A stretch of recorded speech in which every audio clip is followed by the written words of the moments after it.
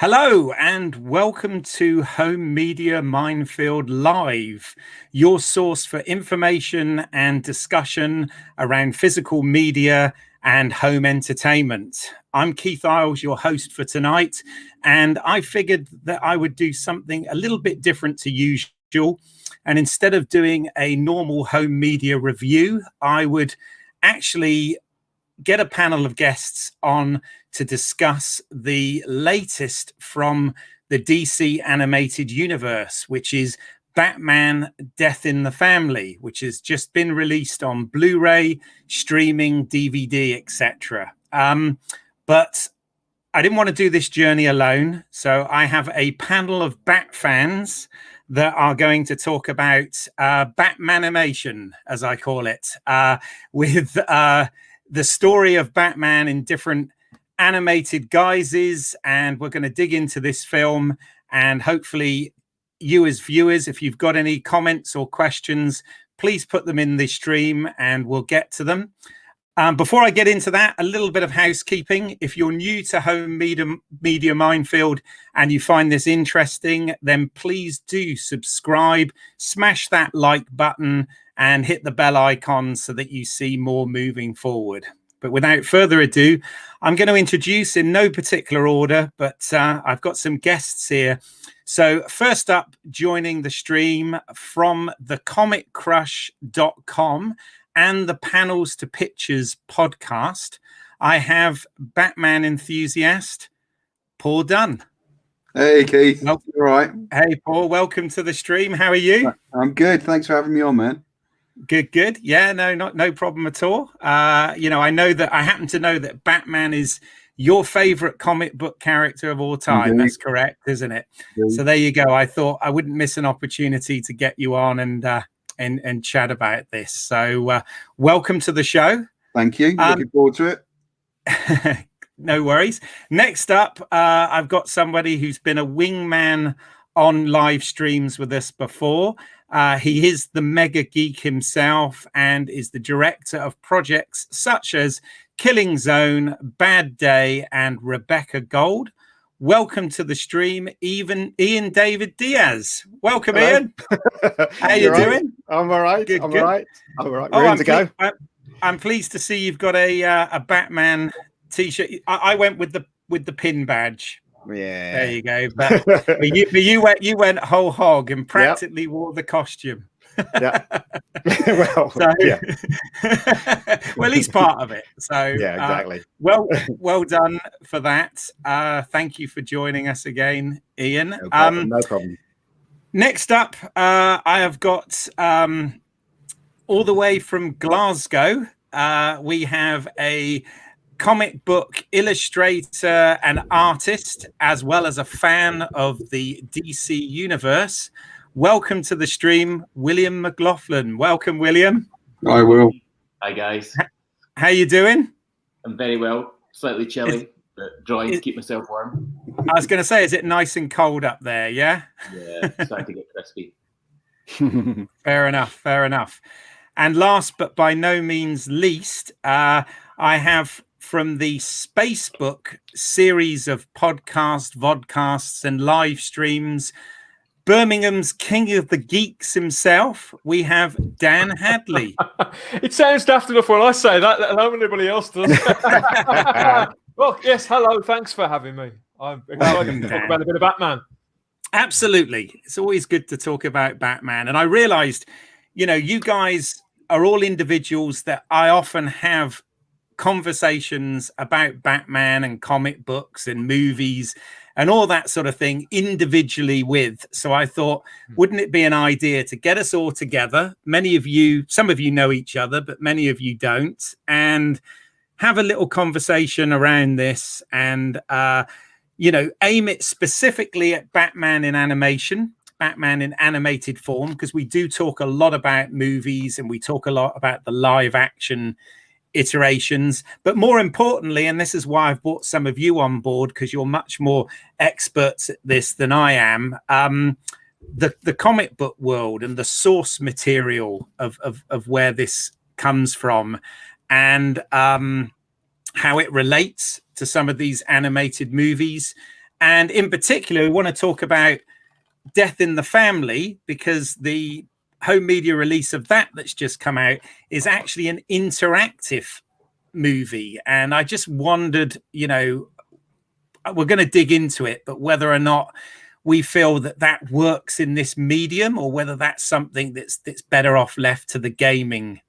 environment. So to sort of kick off with a question for you guys, what just out of interest, what was your sort of entry point to Batman? I mean, when did you guys first sort of discover it, and what's your usual taste? Why don't we start with you, William? So my first ever look at Batman was probably the Bill Dozier Batman. Would it be 1988? No, before then, 1960s Batman with Adam West. Watching that at my grand's, which was brilliant. It is brilliant.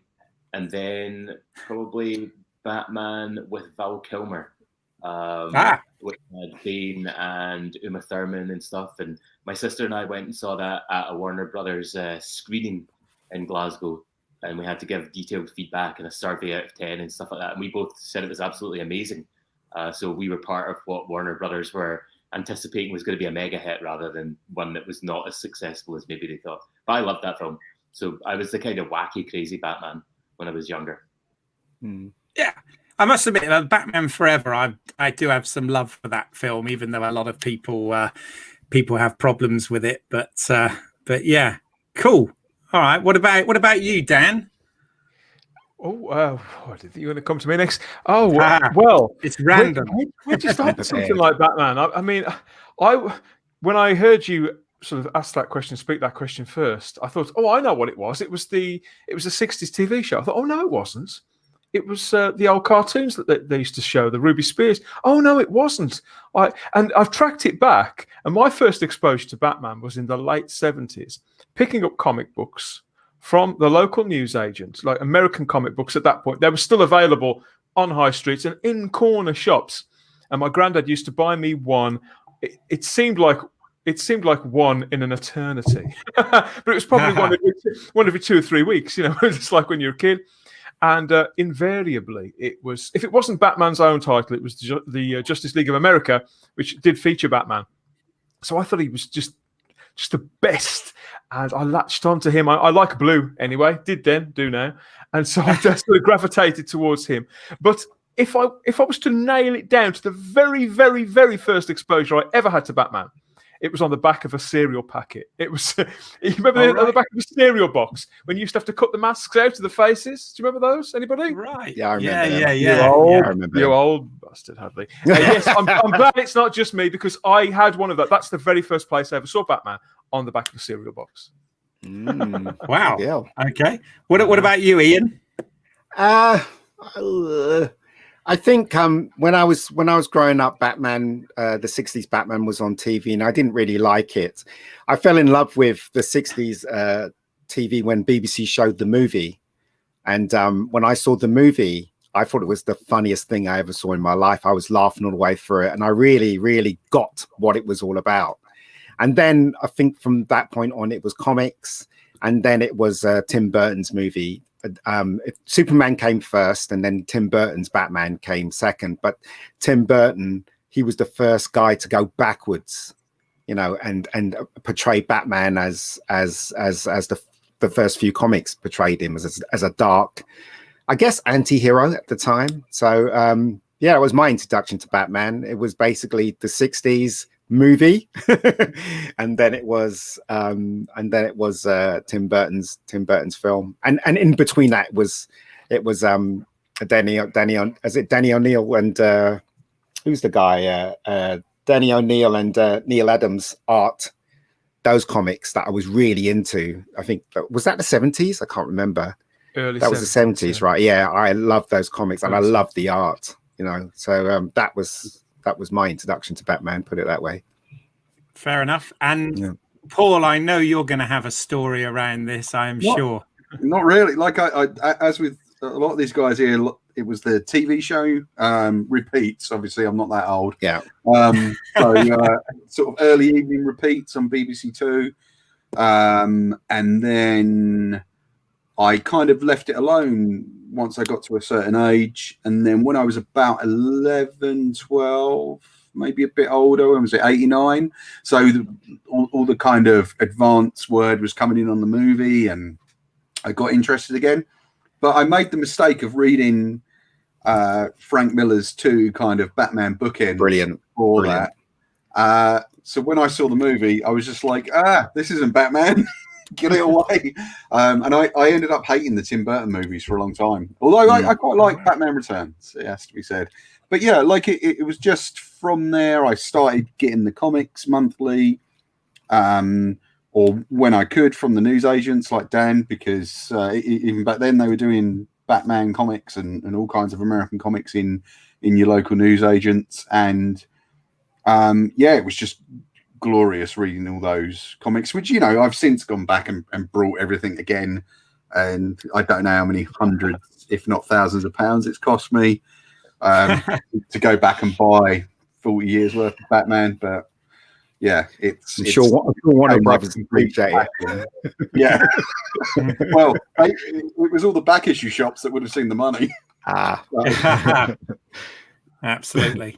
No, fair enough. It sounds like we all had sort of similar stories and lines into it. I mean, with regards to the comics specifically, I'd always been, as I am with most things, it had always been movies and television for me, whether it be live action or animation.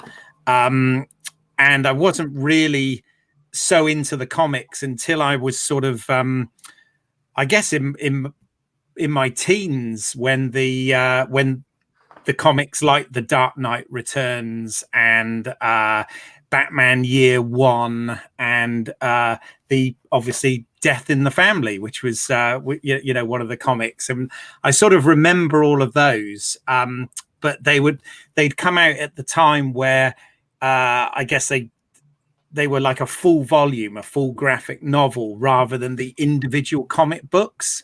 So, for example, in fact, yes, there you go, Dan.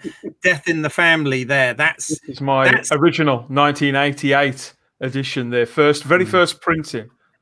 Wow. The graphic novel. I haven't got the singular issues. Well, I did have them, but I sold those when I had a big purge of my comic collection when I got married. What a bloody stupid thing to do that was. But yeah, still got the collection. What, I was going to say, it's getting married. Yeah, both. Yes, indeed.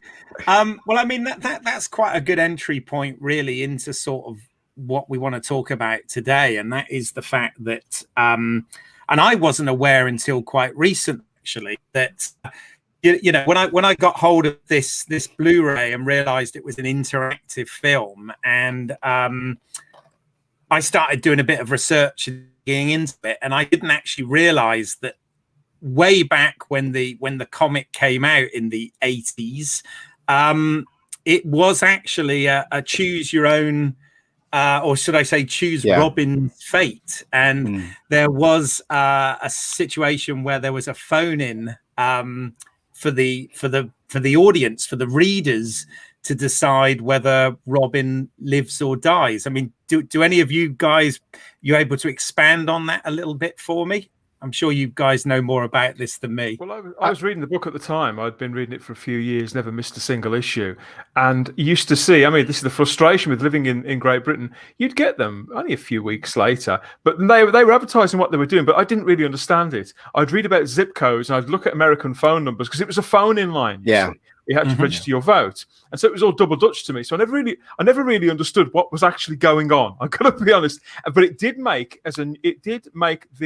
the regular mainstream 6 o'clock news sort of thing that they were doing this the kind of thing where it made the news when JR got shot. It was like that, but on a smaller scale. So I remember it, but I couldn't influence it in any way. So to me, it was just another comic book coming out, if you get what I mean.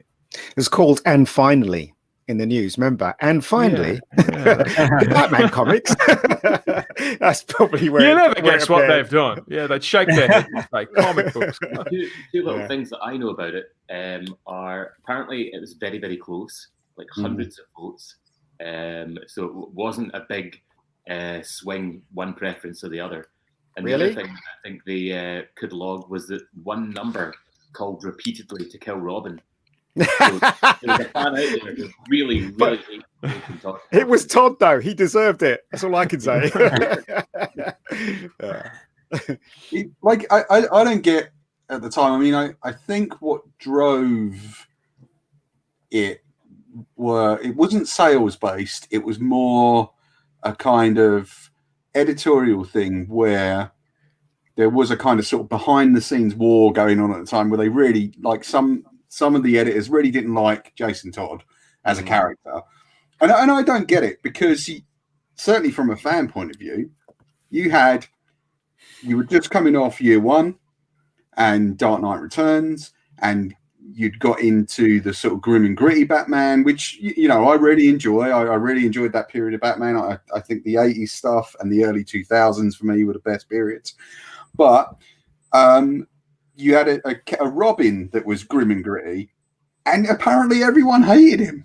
Like everyone wanted to get rid of him, and I just find that really baffling. So I don't know what drove it behind the scenes, apart from that as a kind of idea. I think Denny O'Neil has written about it, and I've just kind of forgotten. But it was kind of such a bizarre way, and then certainly in England, as Dan says, you couldn't imagine interacting with comics in that way and being able to influence the outcome of the story. But I mean, of course, we ultimately do, because if we don't buy it, they're not going to keep making it. But yeah, it was just a bizarre thing. Do you think it was a gimmick then? Because at that time, they were fighting for, you know, they were trying to make everything relevant, and they were trying to keep Batman in the spot. Do you think it was a gimmick, guys? I think it was a gimmick, and I think it was predetermined. I don't think Robin, and I'm sure I've read about this, I don't think there was a single chance that Robin was going to survive that. They knew exactly. I think they knew exactly what they were going to do. I sincerely do. And the real reason, I think, and even though I respect Denny O'Neil and several of the people that were working on Batman, I think they'd forgotten how to write the character, and I think that they hadn't been able to work out where the character did fit in the readjusted sort of world of comics generally. The DC universe, which at that point was a couple of years on from the universe-altering event, the Crisis on Infinite Earths, which had realigned all the well, pretty much all the characters, but particularly those sort of top-tier characters. And Robin was kind of a hangover to an age where people ran around in garish outfits, had catchphrases. They didn't seem to know how to reverse engineer the character. They'd got Dick Grayson over in the Teen Titans. You know, Marv Wolfman had done it beautifully. I know that they did go to him a few times, but I think generally it was a lack of confidence in the character, in the idea of the teenage sidekick at the time. And I don't even think it was a Jason Todd thing. I think it was, although the character wasn't as popular, they'd made him deliberately precocious, and people, you know, that didn't endear itself to the readership. But I think generally that they, for a time, they had no idea what to do with the sidekicks. Most of them had been sidelined. You know, Green Arrow didn't hang around with Speedy anymore. I don't think Wonder Woman, she'd been cut loose of pretty much all continuity, so Wonder Girl was nowhere in the frame then. They'd stripped Superman of, there was no Superboy for a long, long time, or a Supergirl. So Robin was kind of the last boy standing, really. And yeah, I think it was short-sightedness. Interestingly enough, like the pre-crisis version of Jason Todd is basically just Dick Grayson all over again. And it's exactly the same origin. It's exactly the same character in all but name, and I think he had blonde hair, and he's forced to dye, like Bruce Wayne forces him to dye his hair so he looks more like the original Robin. It's a bit creepy. Which comes back in Grant Morrison's stuff. Like Grant Morrison does callbacks to that much later on when he took over. But it kind of is just Dick Grayson all over again.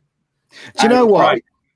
I didn't buy the comic when it first came out. The reason why I didn't, I remember, I don't know if you guys live in London, you remember Forbidden Planet, when Forbidden Planet originally came out, the very first Forbidden Planet, which they had two stores. They had one red store and one blue store. So one sold movie stuff and one sold comics. And I remember reading that comic in Forbidden Planet. And the reason why I didn't buy it because I didn't like the art. I didn't think the art was good enough. previous comics, of the way they used to draw Batman and stuff. That I really didn't like the art. That's why I didn't buy it. But then years go by, and then I ended up buying it because it was a historical event in the history of Batman. So that's why I brought it, and I have it. But originally, I didn't like the art. I mean, for me, it's art. When it comes to comics, it's the combination of story and artwork, and that's the reason why I buy it. Because in those days, I didn't have any money. Do you know what I mean? So I had to spend my money wisely. So, pocket money. Pocket money, yeah. Just pocket money. And am I right that by this point, Dick Grayson had gone on to become Nightwing, had he, by this point? Yeah, several years. Hence why they brought the Jason Todd character in. Yeah, and as Paul said, they'd had two stabs at Jason Todd. They tried to rework it where he was caught trying to steal the Batmobile. They did a thing called Batman the New Adventures. I think they tagged it all within the actual Batman title, where they sort of reset. This was after the crisis, so they reset Batman's relationship with Jason Todd's Robin and tried a do-over, but it just wasn't working. I think they just got the wrong people on the book. I think people were looking to the side of the Batman character and looking at what Frank Miller was doing, looking what everybody else was doing, Dave Gibbons, Alan Moore, all those people, whatever they were doing was a lot more interesting than what was going on in the main Batman book, and that was unavoidable. And rather than channel that energy into the regular Batman title, they came up with this. I think it was a gimmick, Ian. I think that's a fair tag. I think it's really interesting, Dan, that you feel like maybe Denny O'Neil and the team sort of lost their direction with the character, because I think one of the problems that I've got with main continuity in canon stories is that I think you, as the creative team, are beholden to like the legacy of everything that came before it, and you constantly have to. I think by the nature of being a continuous comic, you can never end it. You have to go with it is a burden of sorts. It really is. I think you have to really go in. I think the writers now, when they go in now, they go in with a take. Whereas back then, it was okay. They'd swap people around. And I think this was on the cusp where things started to change, where they just swap people around. Do you fancy doing 6 months on Batman? Yeah, it'll be fun. I can do this. I can do that. And I don't really think they thought about it and this isn't a criticism in any way, shape, or form, because every medium, every storytelling device, it evolves and changes and things like that. And this was a particularly evolutionary period for comics. So across the whole range, both the main two and all the independents that were springing up. So, it's no slight on them at all. They just happened to be the guys in the chair at the time. Jim Apro, who illustrated A Death in the Family, he was a veteran artist even then. So his style was a little old-fashioned, I think, a little anachronistic. But it sort of works now in hindsight, like Ian said. But it wasn't the most exciting book around. No, and that's So this gimmick really pepped things up a little. Yeah, right. For the first time today. I kind of sorry. I'll just, as a quick aside, I read it for the first time today, and I would agree, Ian, that it seems very dated. Yeah, I think it's even the artwork that's dating it for me when I read it. It was the colouring. I think if you brought in like Jordi Belair or somebody who's like doing current books, it would look incredible. But it looks very much a product of its time. There was one point where I stopped reading comics because the art was getting a bit crappy, and then suddenly Todd McFarlane came on board, and suddenly my life suddenly just went boom. And the way he used to draw Spider-Man stuff, and the way the things used to come out of the panels, and I used to think this is amazing. And sometimes I would just buy it based on the art.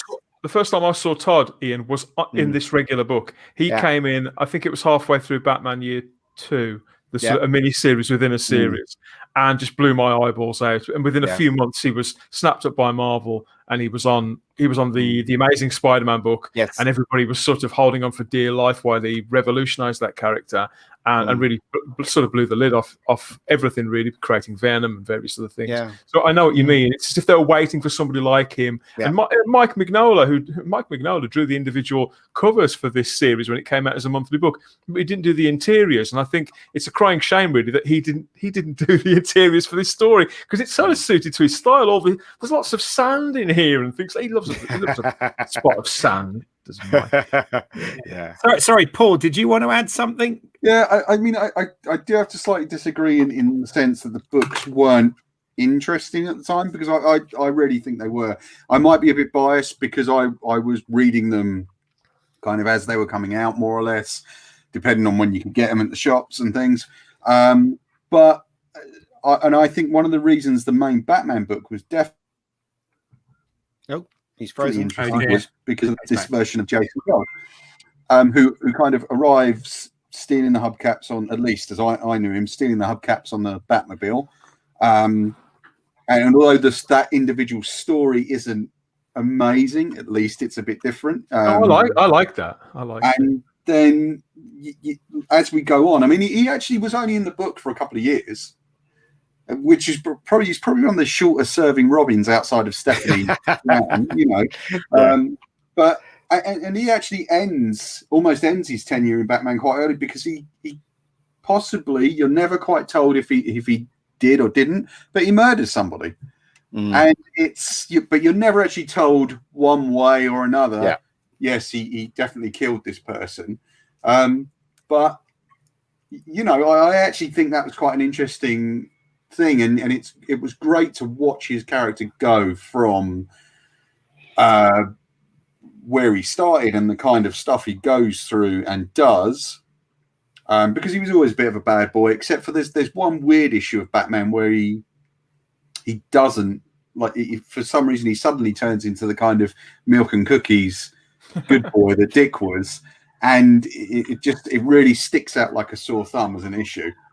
It's still a good issue, but I think it's kind of what Dan was saying. I think they were running out of ideas, and I think I agree with Dan at that point. But you know, I mean, there was nothing wrong with the story, because I said I read A Death in the Family years after it was released and years after everything, and I liked the story. It's just I had a problem with the art. I didn't think the art matched the dark tone of what was going on in the story. Okay. And it's kind of like that, isn't it? It's kind of like if you're making a movie, you have to hire the right director to bring that to life. You know, whether it be Tim Burton or whatever, you know, Chris Nolan, whatever. It's the same thing with comics. You know, you got to get, if the story is dark, you got to get the right artist to portray that kind of tone. And I after reading it, I thought the story was good, but the art didn't match the tone of what was going on. But that's just my opinion, you know. Hey, and it's okay for you to all disagree, because that's why I invited you on, to make for interesting discussion. On that note, by the way, we've got a few more viewers now than we had at the beginning. So all I'll say is, welcome. Thank you for joining us. Please get involved. If you've got any questions or comments or anything, please put them in the stream, and you know, we'll get to them and try and answer them or discuss them or whatever. So thank you. I know Jason Finn is on the stream. So hi, Jason. Always good to hear from you. But yeah, I mean, I think that's quite a good segue as well, if you like, to move into around sort of 2007. DC started doing what they call DC original animated movies, and these were they were aimed at a bit more of an adult audience than the standard animated DC works that we'd got up until that. You know, the sort of is it Bruce Timm who did the animated series and whatever, and they've kind of released like 2 films a year since then. So there's been a fair number of these, and they haven't existed necessarily in any particular continuity. They've all sort of been their own thing, and they've been adaptations of some of the stories and plot elements of those comics.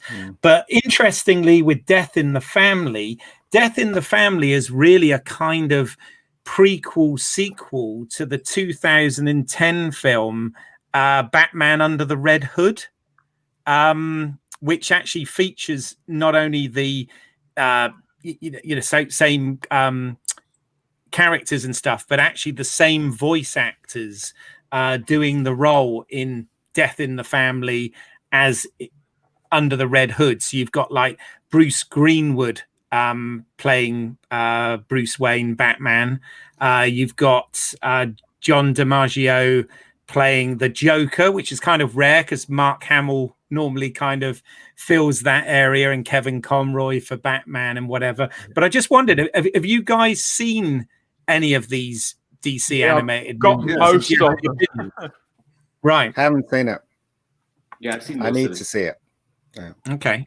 Yeah, I mean, they've been something as well. I mean, on the sort of home media side of things, something that they did in the US that I picked up is they actually did do the graphic novels, but what was good is they included the movies in it. I don't know whether you can see that, but there's let me sit back a bit. There's DVDs on Blu-rays of the films within the graphic novel, and they've done it for a few titles.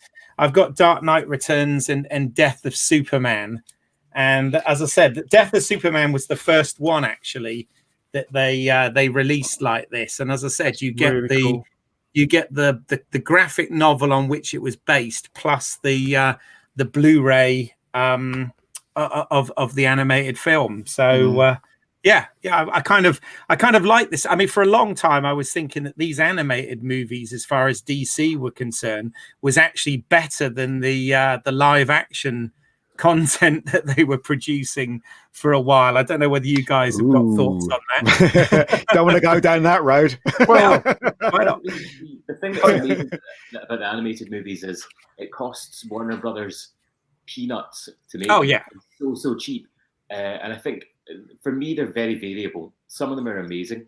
I think the creative teams quite often take huge liberties with the story and change things. I'm fine with that. The Death of the Family one, for example, and Under the Red Hood, it's Ra's al Ghul, who's up to no good in Lebanon, and Jason Todd's mother's nowhere to be seen, and all of that kind of stuff.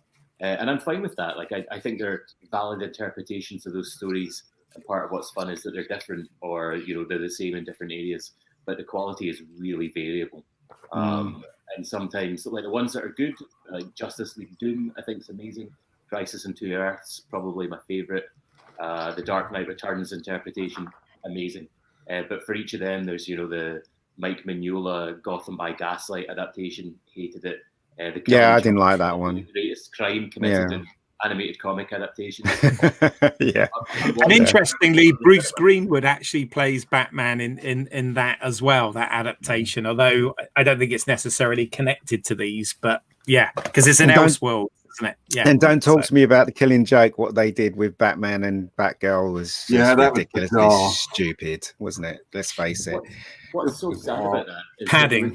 There was potential even now with the DC Showcase shorts. Why didn't they do a 40-minute adaptation of it? Yes. And put $5 million into it and make it a blinder, make it really good. They get good actors in to do the voices and so on, instead of Bruce Timm's vanity project. Yeah. Well, can I ask? Does anyone wish? I mean, I always wanted them to kind of take the animated ones and build a kind of chronological universe out of it, because I feel that was one place where you could have done that, because you wouldn't have had to worry about actors coming back if they were just doing voices. They would have. They would have probably come back. They've danced around that, though, haven't they, Paul? They've tried it a couple of times. They've got 2 or 3 films in. They tried it with the Justice League one after they did the Flashpoint, didn't they? And then they started with the Justice League one, and then afterwards they said this is all going to be one new continuity. But they sort of, and I think it does still sort of semi kind of exist, or did, but they've got bored with that as well. Again, I think they're probably wise to dance around a little bit. I think it's because of people being in charge of that. Like, for instance, you'll have one guy that's in charge of the animated series, and then suddenly he goes and gets offered a job at Columbia, and then suddenly somebody else takes over. Do you know what I mean? So the problem with DC, the animated and their movies and stuff like that, is that they screwed it up so much time, and they're fighting against who owns this and who knows the copyright of this, the copyright of that. They can't really have one kind of continuity running. It's almost impossible because of I guess people changing hands and people being one boss there and suddenly he's gone, and then you know what I mean. It's like the worst thing that ever happened, as far as I'm concerned, to a comic book character on as a cartoon was the Spectacular Spider-Man. I love the Spectacular Spider-Man, and because they lost the rights to it, they couldn't carry on with it. You know what I mean? And everybody was really upset. Yes, it's a real tragedy. That was when Marvel stepped in and bought. Disney stepped in and bought Marvel. And that's a cut. That's everything that was going on elsewhere. Had to pretty much stop. Apart from the Sony deal, because they've got that for I think till the end of time. By the looks yeah, of it. it's just to do with that. I think. I mean, I think these people that actually do the cartoons, they have the best intentions, but then suddenly politics comes in and kind of wipes the floor with it. I guess. You know, I think but that's just me guessing. But even down to this, you have Under the Red Hood comes out years before Death in the Family, which is completely illogical. Yeah, I think they definitely tried with their animated universe.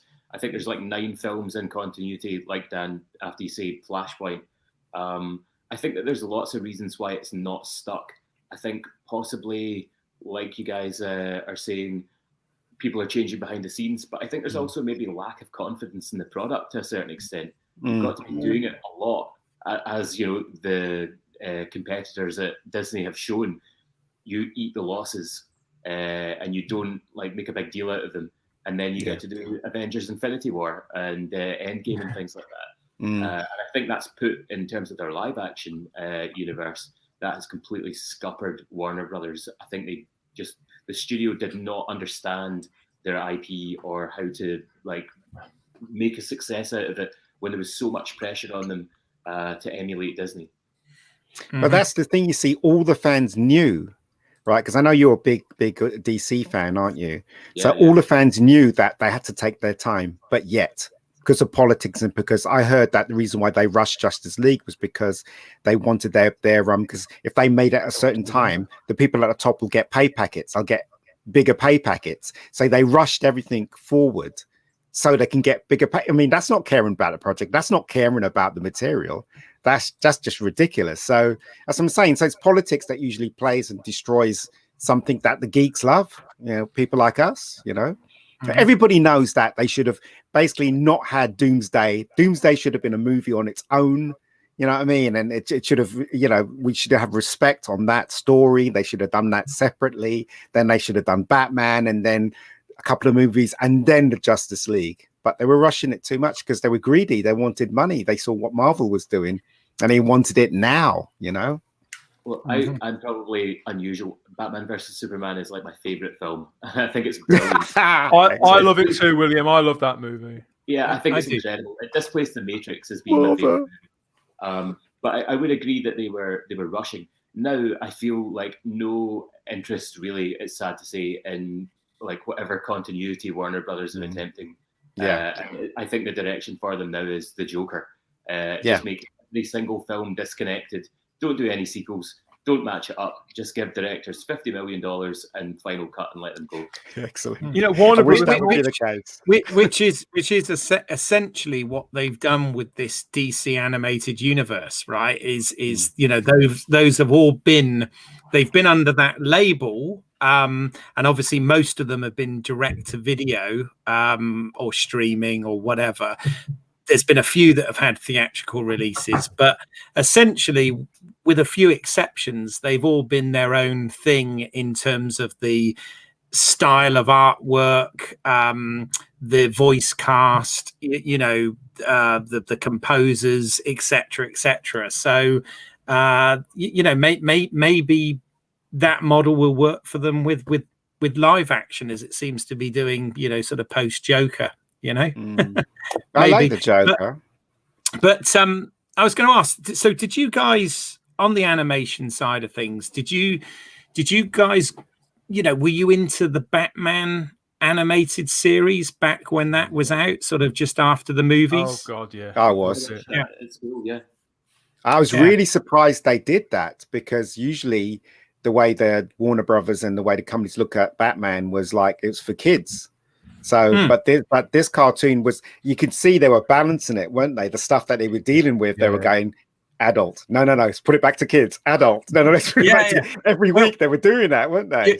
You're absolutely right. Because for me, what I found is at the time you had for DC, you had the Batman animated series, you know, with Bruce Timm overseeing that, and you know, Kevin Conroy and Mark Hamill and all those guys involved, and but in the Marvel side, you had, and obviously I've since seen it and have great respect for it, but you have the X-Men cartoons, the X-Men animated series, which was all, it created its own sort of continuity. Instead of being individual episodes, it was this big epic spanning story and stuff. But I was kind of at that age where I felt slightly too old to watch X-Men at the time, but the Batman really hit the sweet spot for me because, as you rightly said, Ian, it seemed a little bit more adult in its tone and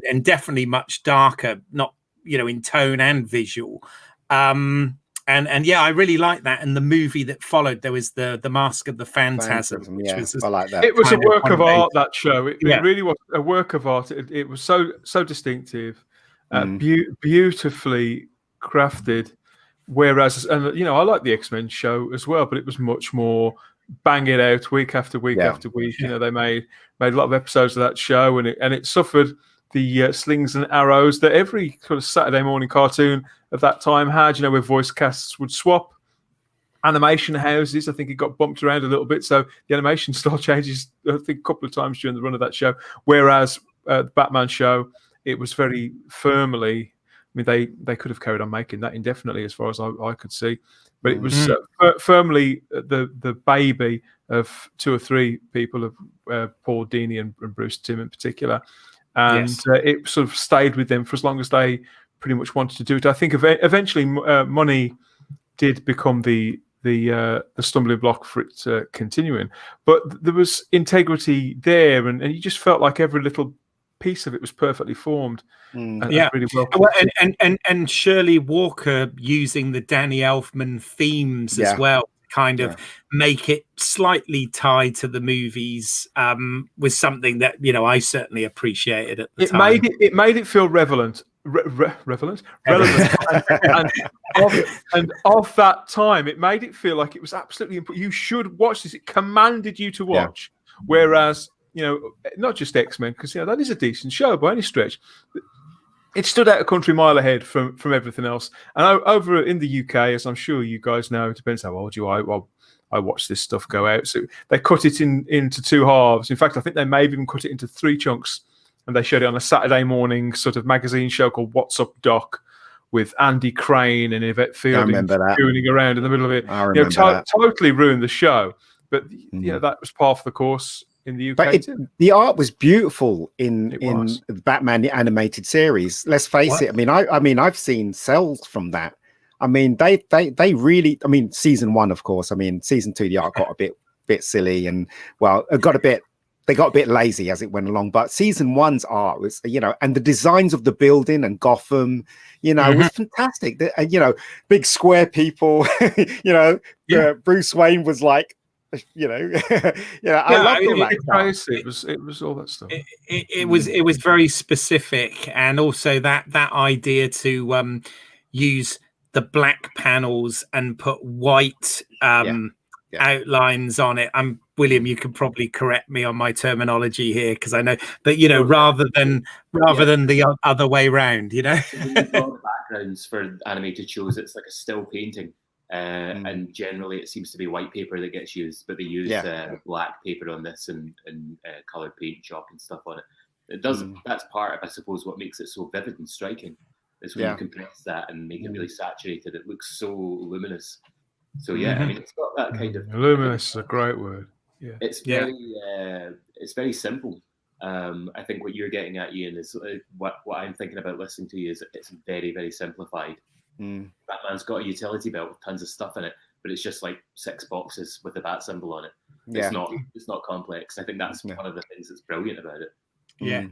Well, and also making it stylized, has made it timeless, because a little bit, to be fair, Burton kind of did this with the film as well, is you don't really know when it's set, because it has some contemporary devices, but then that show had things like blimps and really old school looking stuff, cameras with great big bulb flashes and Tommy guns and all of this sort of thing, and it kind of made it sort of fit into its own world. They had guns. They had guns in that cartoon. Yes. Yeah. Not Paul, today. you're very quiet at the moment. Have you got any thoughts on this? I mean, first of all, I actually didn't watch the animated show. It was a What? period where I What? wasn't watching a lot of kind of that stuff on TV. Crazy. I think I was really into the Marvel Knights comics at the time. Kevin Smith was writing Daredevil, and because I was really into movies, it was just like, oh, okay, I've got to go read this. So I think I'd probably turned away from a lot of the adaptations and things like that, and just stuck with the comics at the time. And it wasn't even DC I was reading a lot. It was Marvel, I'm afraid. So a lot of the animated series I missed out on completely. And to this day, I'm gutted that I did. I've seen 1 or 2 episodes here and there, but eventually I'll have to get that box set. And I was going to say there's a great home media release. Yeah, obviously I have to go it, there. but, you know. There is a great release with not only all the episodes but lots of additional material as well. The way the world's going now, you might as well grab them and get your physical media, because they're going back now and they're changing stuff. They're literally changing stuff. I mean, I don't understand where the world's going at the moment, trying to censor things that, from the past because of the way they feel now, which is ridiculous. But yeah, if I was you, mate, go and buy them. Go and buy them, whether it be DVD or Blu-ray, just freaking buy them. Oh wait, I'll see. I'll grab them at some stage. But yeah, it's one sort of period of Batman I do regret not being there for at the time, and it kind of, to this day, it sort of haunts me. It's like, I've never seen that. Like I said, 1 or 2 episodes I've seen, but yeah, I was off buying Daredevil comics. Weirdly enough, I'm a huge fan of Daredevil too. That was a great run, that Kevin Smith run. I like the Miller one. I thought the Miller. Frank Miller. There were like 3 comics that literally. I was reading comics and suddenly I was hooked completely for like 10 years. And I tell you, the 3 comics that really hooked me: Tank Girl. When I started reading Tank Girl, I was blown away by the art, even though it looked very, very messy. There was something beautiful about his art, Jamie Hewitt's art. And then it was from there, it was Todd McFarlane's art. And then from there, it was Frank Miller's Sin City, where I'm like, this is amazing. This is a film noir, but it's a comic. Do you know what I mean? And the way he used to draw that. And then I think the last one that I really just was blown away by was Marvel's. I got it as a graphic novel, but it was comics like that. Yeah, Marvel's was bloody amazing. They should make that into a movie. But then suddenly comics had changed, and I haven't really gone back to reading comics since those days for me. I mean, I've got to say, I've had long periods out of comics, and in fact, when I started working in comics retail, I was kind of out of comics. But now I'm with the website and things, I'm fully back into it. But you can't read everything. You can't. You do not have the bandwidth to read anywhere near what you need or what you want to read. And then you're also adding to that all the stories that you might have missed over the years that you want to go back and read. And it's just the amount of time I found with the website, the biggest, most time-consuming part is the reading. Yeah. And that always takes ages. One thing, funny enough, that I just read this morning, I think, because, hey, who knows what day it is anymore. One thing I read this morning was the first issue of Batman and Catwoman from Tom King and Clay Mann, I think, is doing the art. Yeah. And that, funny enough, features the Phantasm character, which I think is the first time in comics.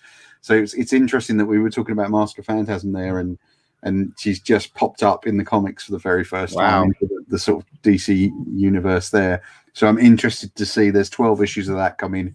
I'm interested to see what they do with her there. I have seen Mask of Phantasm, and I love that. Yeah. But yeah, the animated series remains a kind of unknown quantity for me. But something to look forward to. Actually, Mask of Phantasm was one that I actually did see, because that came out when I lived in the States. Right. And I did actually, they had a theatrical release of that. It wasn't a video. Yeah. Well, it eventually was a video release, but they actually did have a theatrical release, saw and it in that was cinema. quite something. I mean, that film's quite something. But have you guys? I mean, have any of you seen or have you read the comic of Batman Under the Red Hood? Yeah. I've seen it. Years ago, It's not a favourite. It's Sorry? a great one. It's not a favourite of mine. Really? I think, yeah. Well, I Okay. think there's some really Discuss. good stuff, and there's some stuff that I think silly. I'm shocked. I actually think, looking back, that was when I did the big reread, when I went and brought everything. So I picked everything from just before year one, like 1 or 2 issues before year one, and the same period in Detective Comics. And I literally brought everything from there right up to the Grant Morrison stuff, which I was reading currently at the time. And I finished it right up until they ended Batman and then rebooted for New 52. But that was my favorite period, was that kind of early 2000s stuff. I actually think the Under the Red Hood, sort of following on from No Man's Land, that kind of stuff, and then into Gotham Knights and all that kind of stuff, that's actually one of my favorite periods. And I actually think it's vastly underrated as a work. I haven't read the books, but I've seen the animated movie. So right, I'm sorry, William. I thought you were talking about the comics. Right. I do apologize. Because generally, I think that like you can get away with much more silly things in the comics and have them work. I think that there's stuff that they do in the animated version of Under the Red Hood that is just getting in the way of a good story. Okay, because my understanding is that the Under the Red Hood film is actually quite true to the source material. It's one of the rare cases where it is quite a faithful adaptation. Is that right? Have you guys seen? Have any of you seen both? It was quite soon after as well. I think that was one of the conditions, was that it had wowed people, and to sort of get this into animated form as quickly as possible. It's been years since I've seen or read it. I got, like you, Paul, I've dipped in and out with comics. My last real big spell of collecting was probably around the same time, around 2001 through to around 2010 through 2011. So all that stuff. No Man's Land left me cold, but I love all the Hush stuff. Everything that happened after that, I was reading Detective and Batman, and then sort of fell out of the habit again. But I think that's what it was. Yeah, the momentum of the comics being, well, it was when Jim Lee was first at DC, and he was really, really pushing with the character, and there was a great sense of cohesion to it all, and they were bringing that into the animated stuff as well. You'd got the films were doing really, really well. Certainly the first two Nolan films had been out by then, and so it looked like it was all there, all to roll out at the time. It didn't really work out that way in the end, but I think it was all part of that. It was all tied to the time. Yeah. Okay. And I that's think cool. I mean, sorry, Keith, go on. No, you go ahead. Sorry. I think there was a sense, as Dan points out, you know, with the Nolan films, of kind of just grounding it a bit more. I mean, you still had outrageous stuff. I mean, I think at one stage during the Under the Red Hood period, they have a giant scarecrow monster that pops up for an issue or two. So, like, it was still crazy, but they did it in such a way as it did feel quite grounded. And I quite like that. I sometimes like superheroes with a bit of grounding, but I also like the crazy stuff too. But I guess it all depends on the execution. Yeah, no, because I must admit, I actually thought I found this actually. I know you said you didn't, William, but I actually found this quite enjoyable. This film, as I said, it came out like 10 years ago now, so it's quite old, Under the Red Hood. But for me, I don't really see how the new film, Death in the Family, would really work unless you'd seen Under the Red Hood first. Do you know what I mean? That's one of the things that's really challenging if you're a new reader, is to just find a point to start.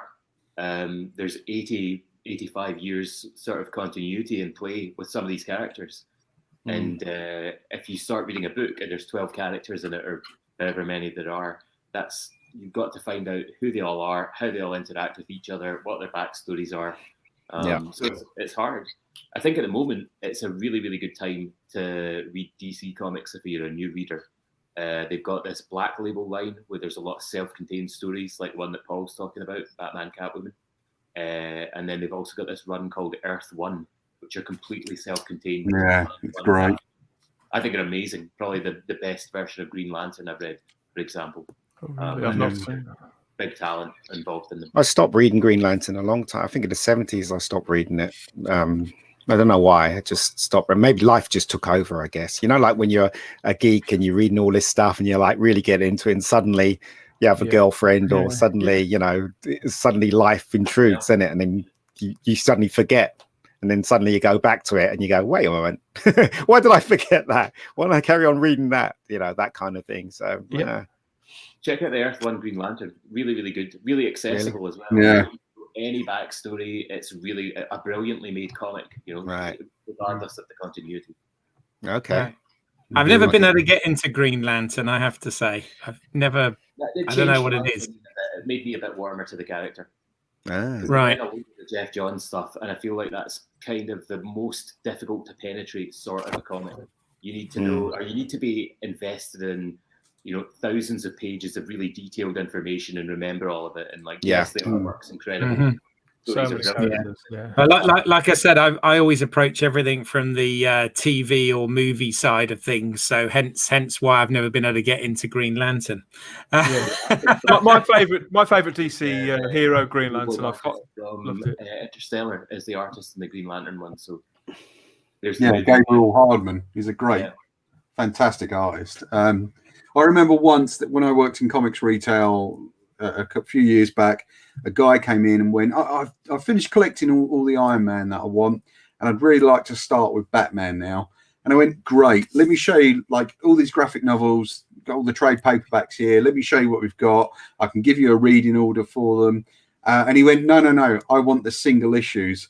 And I begged this guy not to start buying single issues of old Batman.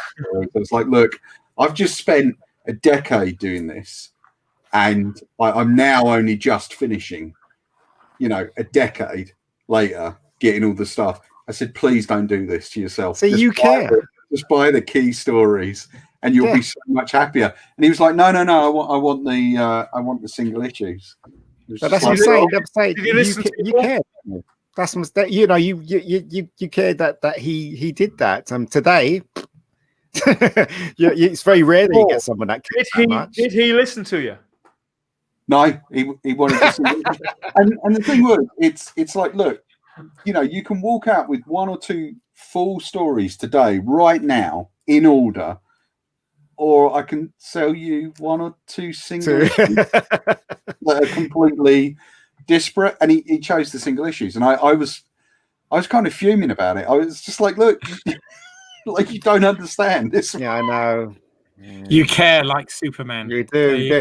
You know what, right? I miss those days. I miss the days when I used to go into Forbidden Planet, and I think the guy's name was Dom. He was behind the counter, and he'd say, Ian, Spider-Man 2 is in. It's over there. Do you know what I mean? And used to know them, you know, used to go in there every Saturday, and he didn't care that I was sitting there reading the comic, and in the end, I didn't buy it. It was just that they really liked the fans to come in. I remember there was two stores. There was Forbidden Planet, and there was a store called Where They Were in Golden Eye.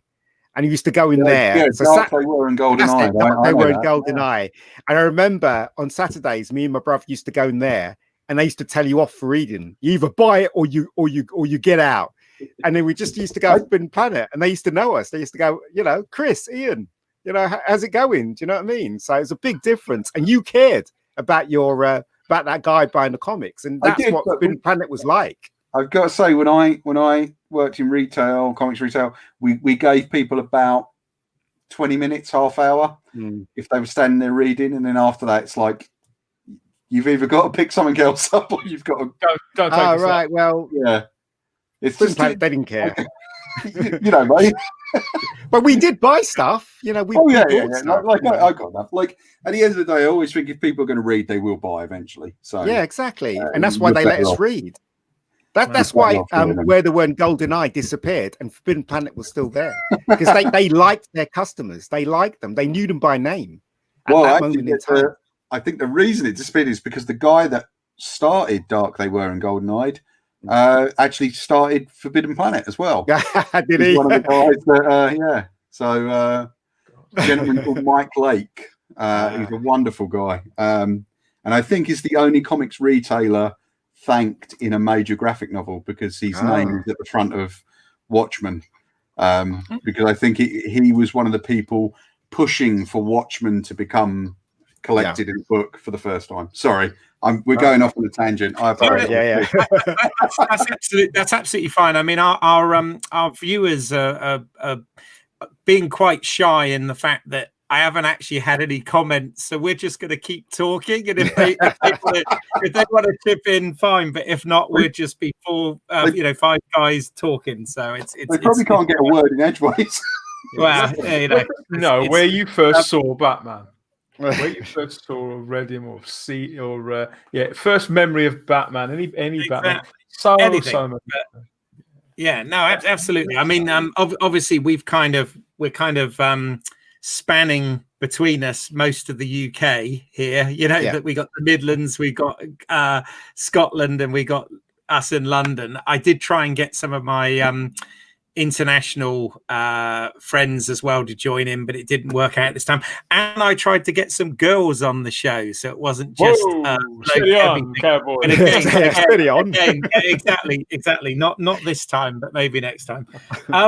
Okay, so one of the things. I don't know how many of you have actually watched this, but one of the things about this that's a bit odd, and again, it goes to my channel as being a bit of a minefield, okay, is most of the animated movies that have been released under that DC title have been around the sort of 70 to 80 minute mark. So they've been classed as a feature film, okay, because you've got to be, I think it's over 70 minutes to be classed as a feature film in animation.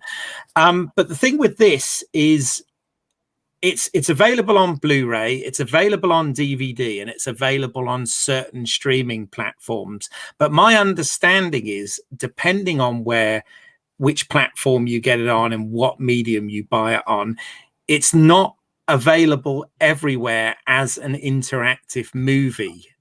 In some places, it's just available as essentially a short film with one of the story outcomes without the other possibilities uncovered. Have any of you seen that? Sorry. Have any of you seen that? Same as William. Yeah. So you saw a version where what is it, like 20 minutes long, 25 minutes? Half an hour. I think it's like 40 minutes maybe of Batman narrating like very exposition heavy clips from other films that I've already watched. So under the red hood, basically, isn't it? But to me, it made it even more pointless as a release. It's just like, well, if this is just flashbacks from Under the Red Hood, what's the point of it? It's back to what Ian said earlier on. They've just turned one gimmick into another gimmick. I thought this was a bloody awful release. I'm amazed that they've had the gall to put it out. Well, I've obviously, I've watched the Blu-ray, and the Blu-ray does have a number of different outcomes. You've got about, I think it's about 6 or 7 different possibilities throughout it, because you get various points of the film where you decide. And it's interesting because obviously where there's actually an adaptation of Death in the Family. I'd have loved to have seen that.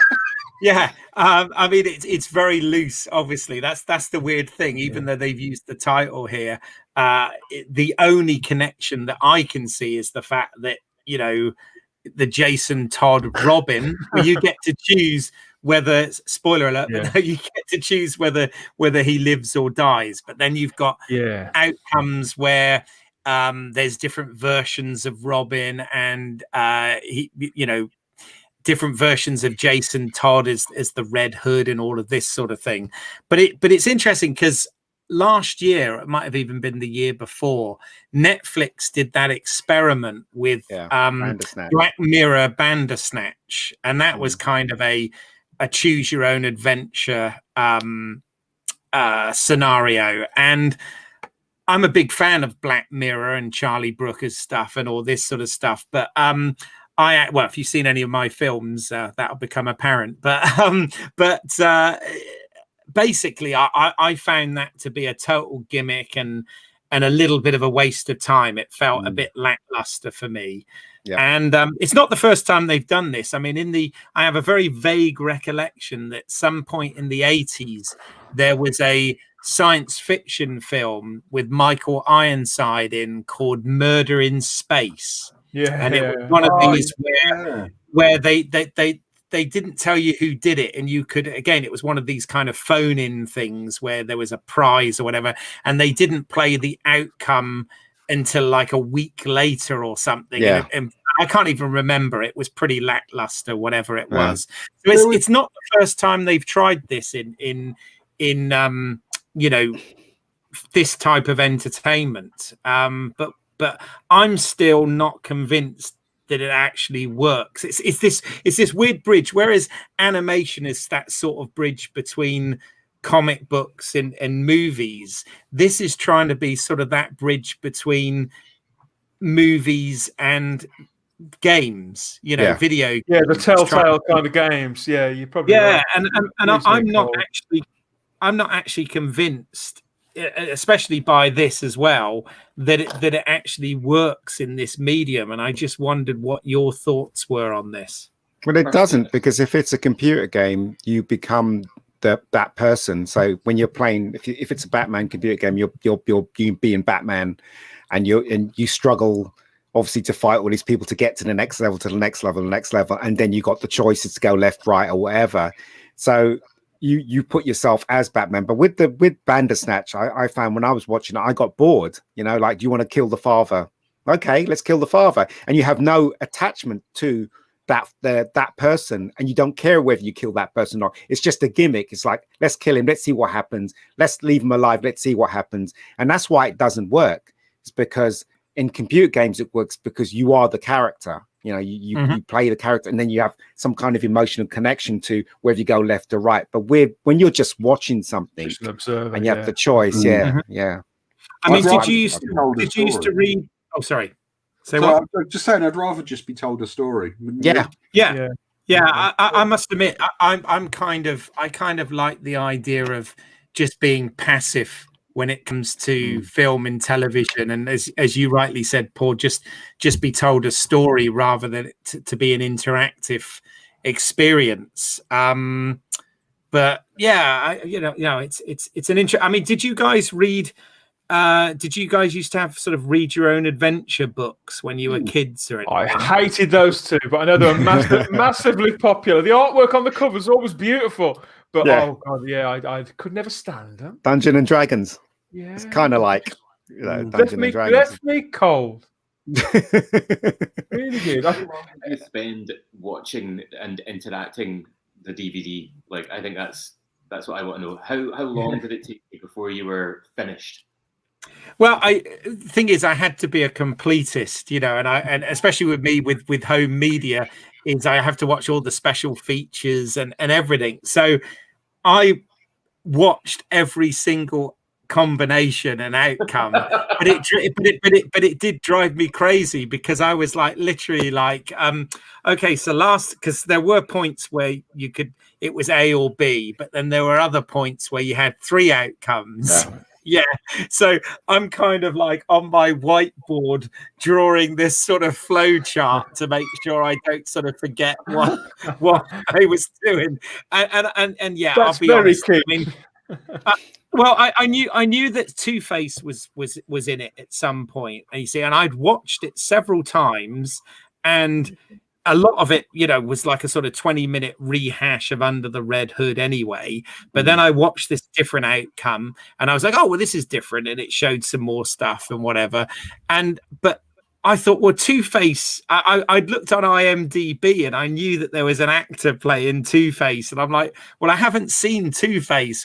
So I ended up, and I'll be honest, I probably spent the best part of 3 hours going through this thing and felt very dissatisfied at the end of it. And it was like I was going to do a normal home media minefield review, and I thought, it'll just be boring. I need to have a discussion with other people about this, so that's why I decided to sort of put it out as this live stream. I think this is a bit of a. I mean, they've got to experiment with something, haven't they? Yeah. And I can see the reasoning behind it, but I think that at the end of the day, and the gimmick would have been fine if, as Paul sort of pointed to, if they'd have just adapted the bloody story. It's not a Dark Knight Returns. It's a apart from the gimmick, there's not a great deal to it. It's it's a nice little story. It rips along, and there's some very silly parts in it. There's lots of action and things. But they've adapted sillier stories than this. They should have just adapted the damn thing and included a seamless branching option at the end in the last 15 to 20 minutes, had a bit of fun with that, and just maintained that level of storytelling. Gave us a nice, good evening's worth of entertainment where you haven't got to wear down your batteries on your remote control, or if you're anything like me, spend brain cells that are already on rations. So it's just a pity that now that, well, having said that, they've adapted, they've gone back and they've made the death of Superman twice now, haven't they? So maybe eventually they will make a proper Death in the Family film. I didn't like any of those versions at all. The Death of Superman. I saw both of them, and I just thought, nah, because the comic is so much better than those two versions. Definitely, it ran on for a bloody year, didn't it? Sorry, Dark Knight Returns. When you look at it, we've actually kind of had 3 adaptations of Dark Knight Returns now, because effectively Dark Knight Rises uses quite a lot of Dark Knight Returns. You've had the adaptation of Dark Knight Returns, and then we had Batman versus Superman. How many different ways can you sell me the same story, same thing? It's ridiculous. And also, all the interactivity of comics comes from turning the pages. There's the interactivity for you. You've got the page turn reveal. You turn the page. There it is. You've got that physical interaction. You're immersed already. You can't necessarily generate that again with the kind of light through media like Blu-ray or DVD. It just doesn't work, and I just wish they hadn't have bothered, really. I know. I mean, it was an experiment, I think, with physical media, an experiment for them.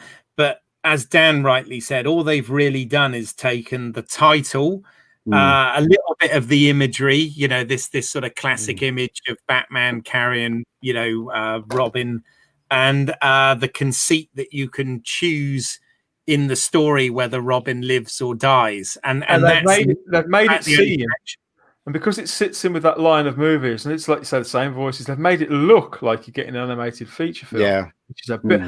I know there's like bylines on the cover and things like that, but if you were browsing in a supermarket and you saw that, you would pick that up and think, oh, I like those. It's only 10, 15 quid or whatever. Oh, I'll pick that up for a rainy afternoon. And boy, would you be knocked? I've got to make this frigging thing myself. Yeah, especially since it's not just the rainy afternoon; it'll be the rainy evening and possibly the next day too. Invention, nothing gained. But I must admit, because I was kind of hoping what they normally do, which is quite nice with these releases, and what makes them more attractive over the streaming versions, is they usually pack them with quite a lot of special features. So you get documentaries, commentaries, you get some other shorts and all this sort of thing. On this, other than a selection of short films, you don't really get any extras because the space of the disc is filled up. Run out of space. Run out of space. And it's weird that they haven't done it on streaming. Or even one of the things that I do with one of the motion comics of this, that would have been a start. I think it's a missed opportunity. This is, and people get their heads that far in the game sometimes they can't see the wood for the trees, and you end up with follies like this. Sorry. It is complicated to actually do a cartoon of Batman or even a movie of Batman, because the story's so well known. Where can you go from here? Do you know what I mean? You'll just end up repeating yourself anyway. So that's the thing. I'm trying that. That's all right. There you go. Hello. We lost it for a second there. I just sent you a text. Are you okay, mate? But yeah. No. William, we're all pretty much of the agreement that nice as experiment as this may be, we just feel it's a bit of a gimmick and doesn't really attract us to go and buy a physical media version of it. Are your feelings any different, or are we in agreement on this? No, I think Warner Brothers should hire Dan. What a great idea! Moment where you pick, me? Well, yeah. I think like ideas like that. It doesn't need to be so complicated. That like I think with Bandersnatch, it had the same problem that I imagine this would have, which is you spend a lot of time making decisions that I'd rather just watch the story that I'm being told rather than like I don't know what's meant to happen.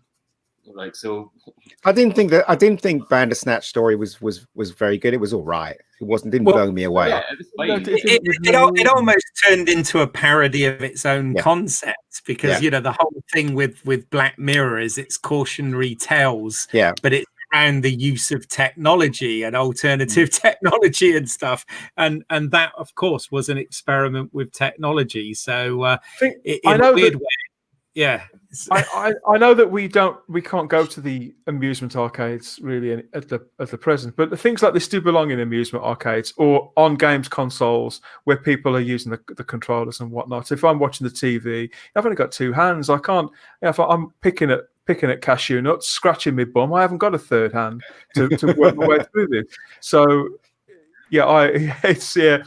Nothing ventured, nothing gained. I'm glad I watched it. I'm glad they've tried it, I suppose. But it's difficult. No, well, as I said, I just thought it would be something different to talk about. I mean, sadly, we haven't had much of an audience for this. I'm sorry to say. I was hoping it might. Keith, my motto, mate. You know my motto: build it, and they will come. That's right. I mean. Well, this will be available as a vodcast following this live stream anyway, and people can still put comments on that. But no, I just thank you guys for coming and having this conversation about it because I wanted to review it, but I really didn't know how I was going to. Just because it's such an unusual thing in the world of physical media. And again, I've since found out that the DVD version isn't interactive. I guess it's maybe to do with the space on the disc. I don't know. But again, you end up with you're paying 10 quid or whatever it is, but for a 25-minute film. Like, I mean, in terms of doing it on DVD, does anyone remember the movie? I can't remember what it was called over here. In the US, it was called Roadkill. Right. Oh, is that with Stacey Keach? No. Paul Walker and Steven Zahn, and it was called over here. It was called Roadkill, over there, Joyride. Yes, that's right. Oh, okay. Written by J.J. Abrams. Yeah, on the US DVD of that, you can choose at the beginning of the movie, like a couple of alternate versions of the film. So at a certain point, it branches off and does a different ending, which I think I might still have the disc, but I don't have I haven't pulled it out in a long time and watched it. But they could have done it like this on DVD. They could have done that, where you could have just, and you'd have been happy to maybe rewatch that first 20 minutes or so if you could watch another half hour where it was a completely different story. So there are ways they could have done it. I miss branching DVD technology because when there's different versions of a film, like a director's cut or something, I would always prefer if you had the option, via the branching technology to choose which version you watch. I mean, there are a few films that you can do that, but largely again, I guess it's down to money. They release the director's version as well, and you end up buying it twice. You double dip. Isn't it funny though, Keith? Isn't it funny as somebody who you're the home media minefield guy? I've got a home media library here as well, and all those things when they first arrived, it's like, wow, I can do this. I can see that. You could feast. You'd buy something in a DVD box. I haven't got smaller than a VHS tape, slimmer, and it'd contain all that information. You get your film, you'd get all that, and sometimes you get 3 discs, but if you've got 2, it's got this, it's got that, and I would watch every second of that, what we call now VAM, and it's just sort of fallen away, hasn't it? I think it got to saturation point looking back, where I think it could have been Peter Jackson's fault, where he got his movies, which were long in themselves, but the extras lasted about 3 weeks, and you just got never stood a chance of making your way through any of it. And it also, I think it all sort of collapsed. Yeah. And then, of course, when streaming happened, it's kind of made it all redundant anyway, because there's so much great stuff that people actually want to watch. Yeah, I think that may have. I mean, I thought a lot about this and looked into this quite a bit before I started the channel this year, for obvious reasons, because I did actually think, is physical media dead now in this world of streaming? And I use streaming. There's lots of stuff I stream and watch on demand, and but it's become, it is still the collector's medium. And what's happening, doing things like this, including having a graphic novel with the physical media included in it, and there's lots of, as you see on my channel, lots of special box sets and still books and all of this. So I think there is definitely still a market, and and not just for our generation. There are a lot of people that are starting to get into collecting again, and because of this whole ownership scenario, for example. I mean, how often have you gone to watch something on a streaming platform and they've taken it down, it's not there anymore, and you think, a couple of times, loads of times for me, loads of times. So as I said, this just, don't know about this generation, they're going back and they're changing things. I mean, they've kind of stopped showing Gone with the Wind for some reason, stupid reason. I used to love Tom and Jerry when I was a kid, and now you can't watch that because it's considered, I don't know. You know what I mean? So it makes sense to collect physical media, as far as I'm concerned. Just to preserve what you've experienced when you were, I guess, when you were into that stuff.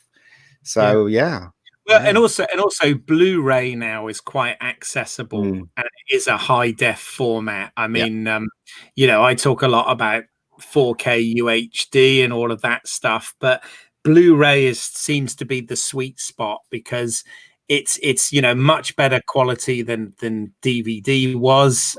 You can still play your DVDs, obviously, in your Blu-ray players, but it seems to be the sort of home media sweet spot for a lot of stuff. But that's a whole nother conversation. It is. Guys, I want to give you, as I said, this. Okay, we haven't had any interaction tonight, but this is also going to be available on the channel for people to watch as a vodcast, if you like. I know you're all busy with different things, and you've got various projects.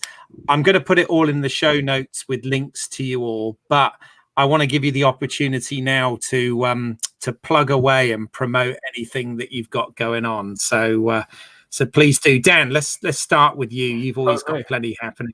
Yeah, come and find me. I'm on YouTube. I'm a podcaster first and foremost. That's where, if anybody out there who's into Doctor Who, you may have heard me on Type 40, a Doctor Who podcast over the last 2 or 3 years, where we've sort of been building that up to it's got a great reputation. We have a lot of fun doing it. A bit of a sort of gang mentality on that show. It's great fun. In the last few months, I've started a sort of a sister show along a similar lines for Blake 7, another BBC sci-fi series that didn't run for quite as long, but it's been in our hearts the entire time. So that's called Teleport, a Blake 7 podcast. But I've got a whole YouTube channel as well, where you'll find video versions of those shows and lots of live streams about those series again, Doctor Who, Blake 7, but much more Star Trek and Star Wars, The Mandalorian, all that sort of stuff. So we generally have fun over there with sometimes we're live, sometimes we're pre-recorded, because one of our panelists, he likes to He likes to say some naughty words. Yeah, he so does. we do try and mix it up a little bit, or tell some obscene stories. Does one of them in particular? Yes. So there's lots going on over there on the Spacebooks YouTube channel. Thank you. Lovely. William, where can people find your work or get in touch if they want to? So you can get me on my website, wasm19.wixsite.com. I'm a freelance artist and writer. The project that I'm going to plug just now is called Hell in Stalingrad. I was part of the art team on that with Russell McEwen, who's another Glasgow illustrator, and that's through Marius Comics and Bad Robot Comics, and that should be available for publishing hopefully in 2021. Wow! Oh, cool. Well done. That sounds amazing. And obviously, we got our Kickstarter and smashed it, but I think that it's going to go mainstream as well. So keep your eyes peeled. Cool. Oh, congratulations. We'll obviously put a link in the show notes for you. What about you, Ian? Any current projects or anything you want to promote? I got a channel called Rebecca Gold. Rebecca Gold is a web series, award-winning web series. It's only 5 episodes. It was made for the YouTube people because we know they don't have much of an attention span. So each episode is 5 minutes and over. I think the longest episode is 9 minutes. It's only 5 episodes, so knock yourself out with that. I've also got 2 feature films on there, which I made 10 years ago, or even more so. Killing Zone was my very first feature film. That's an award-winning film that's hardly known by the public, but you know, people are getting to watch it. A lot of people have watched it. And then I have Bad Day, starring a young actor called Key Files. He was in it. So it's a film called Bad Day, and that's a homage to the old cop movies. And that was made 10 years ago when we first started venturing into digital, because it was the first time we got offered a digital camera to make a film on. So we did that. And also I am putting together a movie that I directed, I think 2001, whatever. It was called Fallen Angels, which is a horror. I tried to track it down because I wanted it to be part of my show reel, but it doesn't seem to exist anywhere for some reason. So I got hold of a DVD and I'm upscaling it and grading it because they did a terrible job on the movie. So I'm literally grading it and putting it together. Once that's put together, I'm going to put it on my channel. Probably get pulled down by the copyright holders, but I don't care because I directed it and we wrote it and it got bastardized by the producer, whatever. So, you know, once that's up, I'll let everybody know you can watch that too. But go to my channel and watch my movies. You will not regret it. There you go. That's my sell pitch. Indeed. And Ian, I like the fact that you plug Bad Day as I'm in it, but let's be honest, it stars Claire Goose, Donna Eyre, Sarah Harding, and I have a small part in it. So people want to go and see it for those people. He's too modest. It's not that small. It's a good part. It's a good part. So I don't offer any actors small parts. So there are no small parts. Yes, that's small right. actors. That's right. Paul, tell us about the Comic Crush and everything you've got going on. So the comiccrush.com is basically an online weekly comics magazine, which just talks about I kind of select a few comics to talk about each week, and sometimes it's older stuff, sometimes it's brand new stuff. I also do a podcast where I'll interview comic creators, or we'll do reviews of new comic book movies. Obviously that show has kind of disappeared this year where we haven't had too many new comic book movies out, but should be back next week for New Mutants. I think that's the first one where I'll have a new kind of co-host on that. But yeah, basically it is just a site that does discussion about comics. I try not to do reviews as such. It's more about positing ideas about comics and things like that. But there are some reviews on there inevitably. There's a web store as well where I sell comics, all of which helps keep the site going. There's a Patreon, all that kind of stuff. But yeah, it's thecomiccrush.com. I'd love it if people check it out. I'd be really grateful if people go and take a look. Thank you. And they can find from panels to pictures on there as well.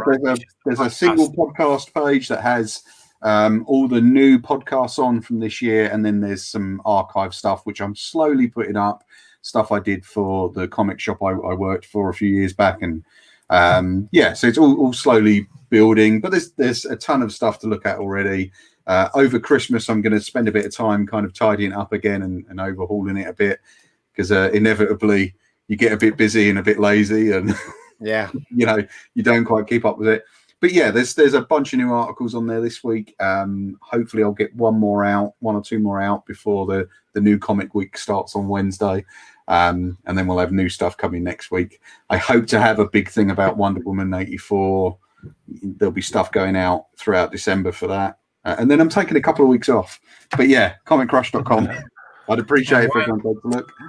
Thank you. Released on Christmas Day, isn't it? Wonder Woman. Christmas Day. Yeah, in the US, 16th over here. If you want to brave a cinema, I'm not sure I'd want to personally, but for Wonder Woman, it's not the film, Keith. It's not the film. It's just I don't.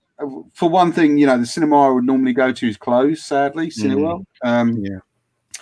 And I know a lot of people that work at Cineworld cinemas, and that on their behalf, I feel kind of a bit upset that they've been put in this position where they've got to close. But I completely understand how that's come about. I understand the sort of distributor's position on if you can't guarantee even the smallest audience for your film, do you really want to risk $250 million? It's a shame. No, it's a shame. Well, obviously, if you're watching this, then you've already found the channel. But please check out some of the other reviews on there. I have reviews, unboxings. We've got some past live streams on there where we've celebrated anniversaries of various movies and etc. So please check that out. I also have another channel called British Isles. That's EYLES, as in my last name. And there's some short films that I've made that I've written, produced, and directed on there. So please check that out. Any feedback, welcome. And I'm also involved in some podcasts. Let's See What's Out There, which is a podcast where we are reviewing Star Trek material. It's a weekly podcast currently looking at Star Trek Discovery, but we have special episodes where we discuss other aspects of Star Trek. And we also have Let's See What's Out There Plus, where we are going through season 2 of Star Wars The Mandalorian. So please check that out also. And that just leaves me to thank my panel today. I really appreciate you guys joining and having this conversation with me. And thank you for if you've been watching this, really appreciate that. Please spread the word, share, like, and all that good stuff. And we will be bringing out more new content, and we'll see you next time at Home Media Minefield. Bye for now. Thanks. Thank you. Bye-bye. Thank you. Right, so I'm